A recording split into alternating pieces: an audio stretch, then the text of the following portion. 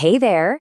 So, if you're an Indian government pensioner living overseas, you already know how important that annual life certificate is. Well, in this guide, we're going to break down all the official options to make this whole process as simple and stress-free as possible for you. If that's you, then you know there's one key thing you have to do every year to keep your pension coming. So, let's make sure you've got all the official ways to do it right at your fingertips. Yep, it's that time. Every November, this certificate has to be submitted. Why? To make sure your pension payments keep rolling in without a single hitch. You can just think of it as a really simple but totally essential annual check-in. Okay, let's dive right in. Here's a quick look at what we're going to cover. We'll kick things off with the what and why of it all. Then, we'll walk through the 4 main ways you can submit your certificate, and we'll even cover a special option for those who can't travel. All right, so first things first, what exactly is this certificate and why is it so important to get it done? You know, at its heart, the annual life certificate is pretty much what it sounds like. It's your proof of life. It's the official way you confirm to the pension authorities that, yes, you're still living. And that's the one thing they need to know to keep crediting your pension to your account every month. And just so you know, this isn't just some random advice we've pulled out of thin air. Everything we're talking about today comes directly from an official memorandum from India's Department of Pension and Pensioners' Welfare, so you can be sure this is the most accurate, up-to-date information out there. So, how do you actually get this done? Let's jump into our first option. We'll call it the bank route.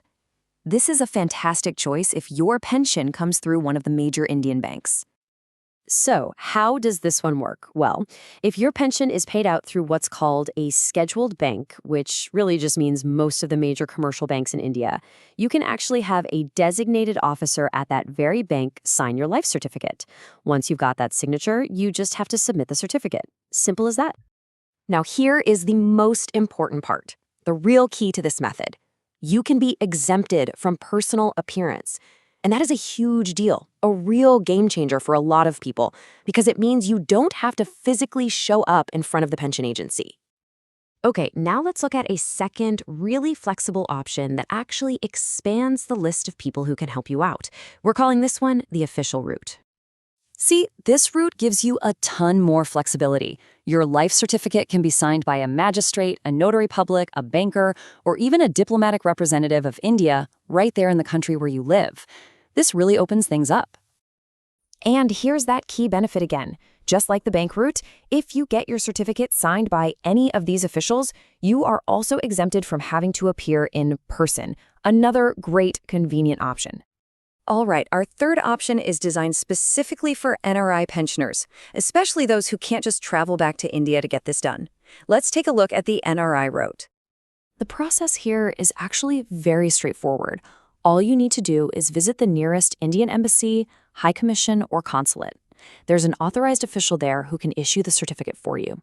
They'll just need to verify your identity using documents like your pension payment order, your PPO, and your passport photo. But what if your health is a concern? What if even getting to the local Indian embassy is a real challenge for you? Well, don't worry. There's a thoughtful provision for exactly that situation. Now, this is a really, really important point because we know it's a concern for many.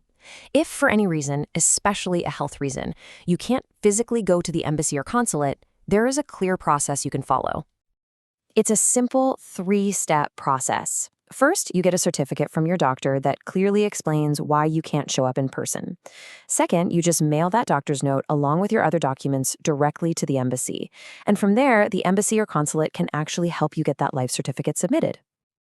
Whew, okay, I know we've covered a lot of ground, so let's pull everything together and do a quick comparison. With all these different paths, how do you pick the one that's right for you? This little table makes it super clear.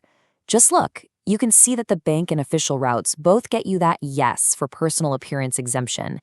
The NRI route does require a visit to the embassy, but then look at the postal route. That gives you back that exemption, as long as you have a doctor's certificate. This is your go-to guide for making a decision.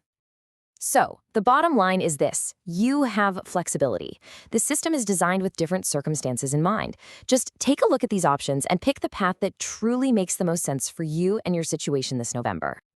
And that brings us to one last really crucial thought. While these are the official government guidelines, it is always a smart move to double-check. So, have you confirmed the exact process with your own pension dispersing bank? A quick phone call or an email could save you a lot of time and just make sure everything goes off without a hitch. Thanks for tuning in.